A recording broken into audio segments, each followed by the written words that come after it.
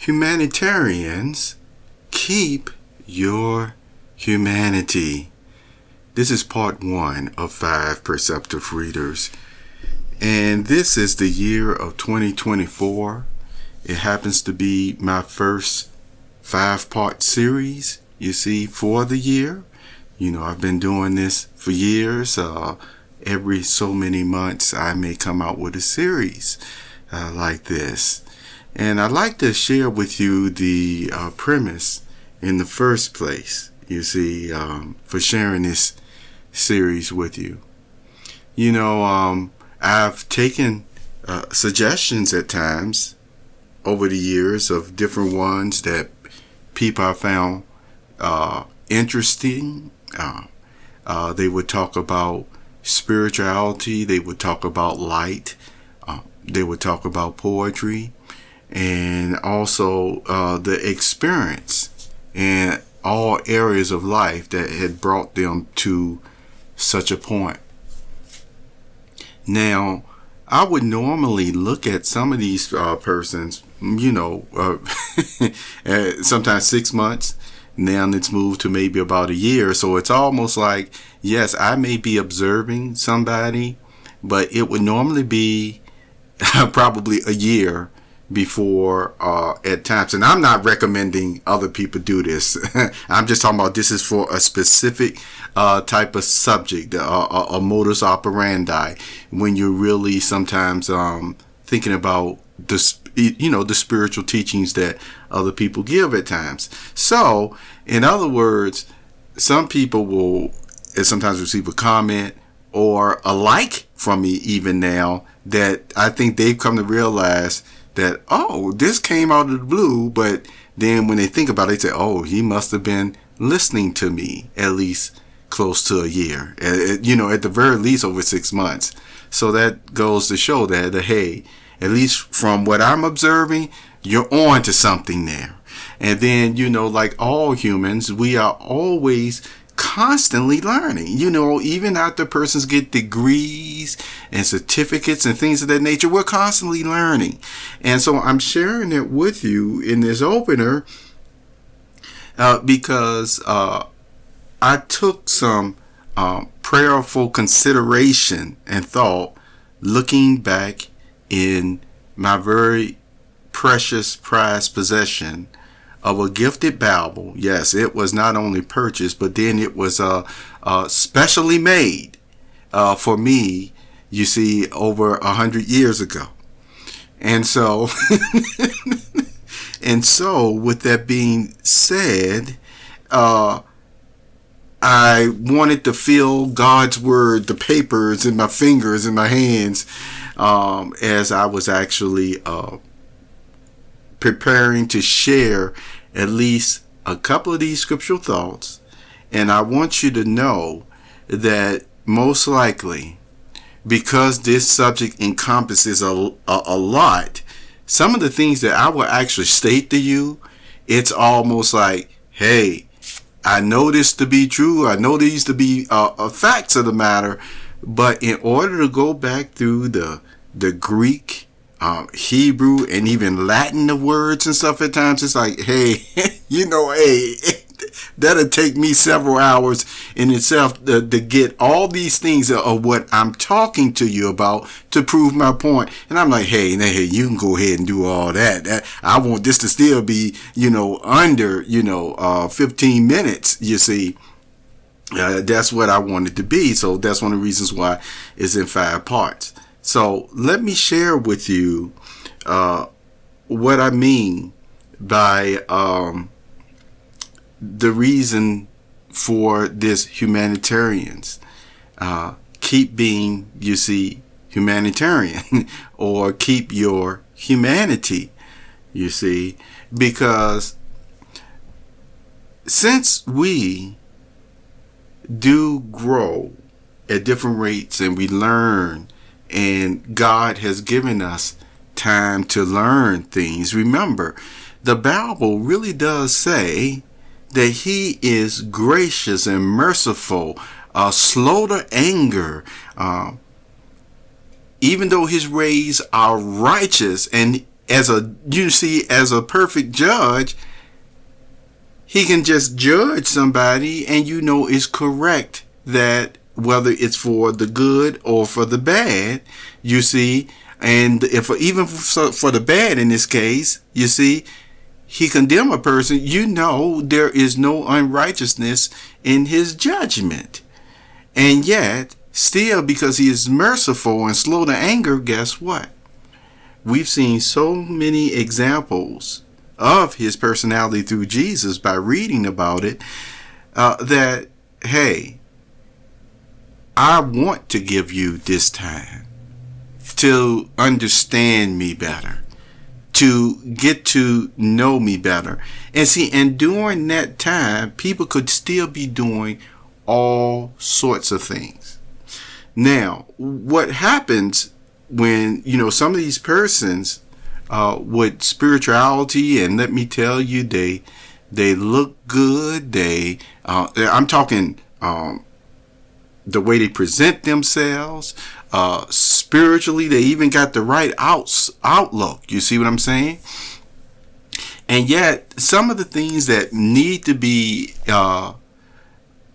I'm thinking of the word tweaked, but it's really more to it. So it's like I don't have the word that I really want to use to describe some adjustments. Yes, some adjustments in the way that then you view the persons who have not come to the point of where you're at mentally and spiritually.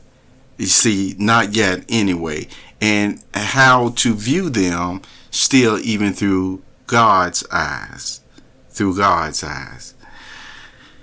Let me tell you about first Moses.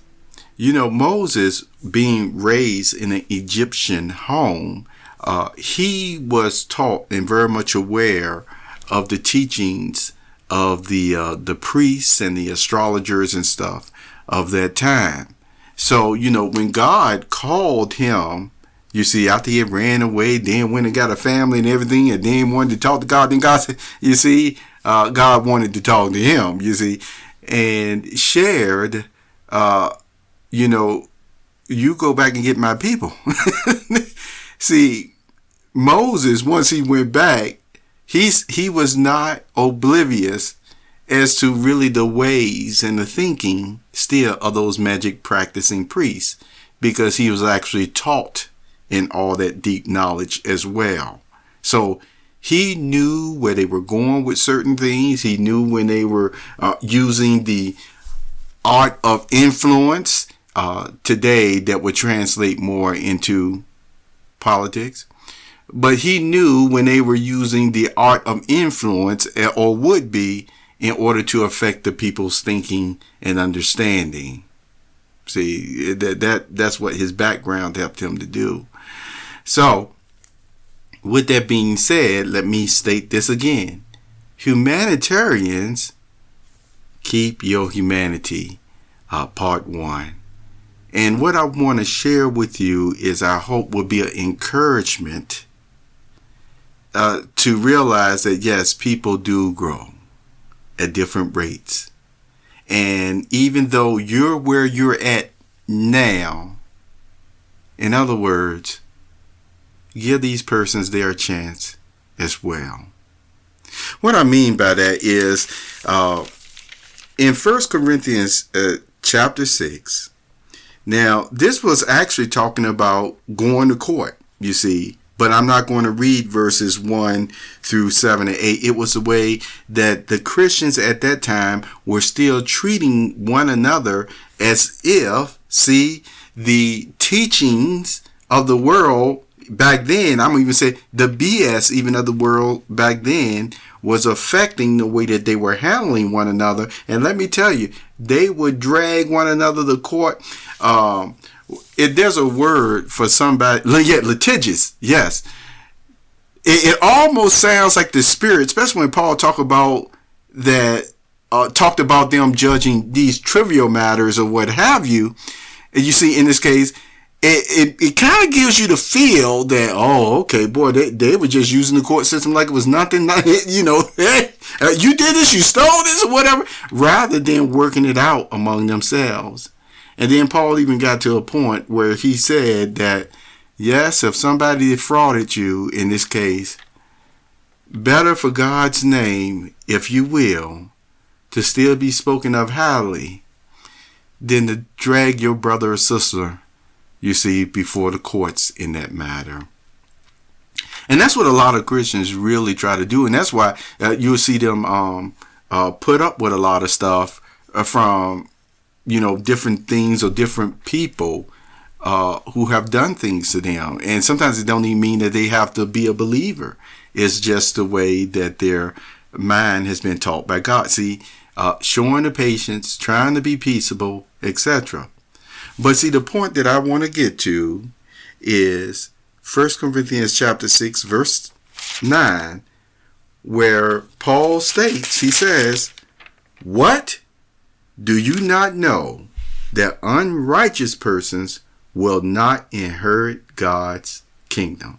See, and I read that from the New World Translation, from, you know, some earlier version that I told you my Bible was made from. And then he went on to say, "Do not be misled, neither fornicators, nor idolaters, nor adulterers, nor men kept for unnatural purposes, nor men who lie with men, nor thieves, nor greedy persons, nor drunkards, nor revilers, nor extortioners," see that key word? "Nor extortioners," for this subject matter, what we're talking about, "will inherit God's kingdom." But still notice in 1 Corinthians chapter 6, verse 11, notice what he said. "And yet, that is what some of you were. But you have been washed clean, but you have been sanctified, but you have been declared righteous in the name of our Lord Jesus Christ, and with the Spirit of our God." Now, isn't that interesting? So this is my encouragement to persons who pursue those types of careers. I've used the illustration about whether or not, you know, you like somebody, and I joked about, what if somebody talked about your mama the day before and talked about your shoes and everything else. I mean, they developed their comedy routine off of you. And you took it, but you didn't like it. But if the next day they needed basic humanitarian care and help, and you happen to be in your role and position, would you walk away because that person said and did all those things, you see, to you the day before? And I mentioned that within a nanosecond, most of you would still just give the care. I would wager, more than 90% of you would still give the care that is needed. And that is the appropriate thing. That is the great thing. And the next thing that I want to mention, that just like I told you about Moses, would understand when those even astrologers and magic practicing priests, etc., back in his day, would have came at him, or or started misleading others or what have you, he would have had that ability to not let that art of influence, which I told you what it would translate today if you go to different marketing courses or what have you, depending on who's teaching it, the art of influence, that just like today, you on the world scene, you see, in this age that we're in now, you should not allow that art of influence to affect how you will render due services to all, you see, who are within your care and community. Okay? This was Humanitarians. Keep your humanity, part 1 of 5. Take good care of yourself.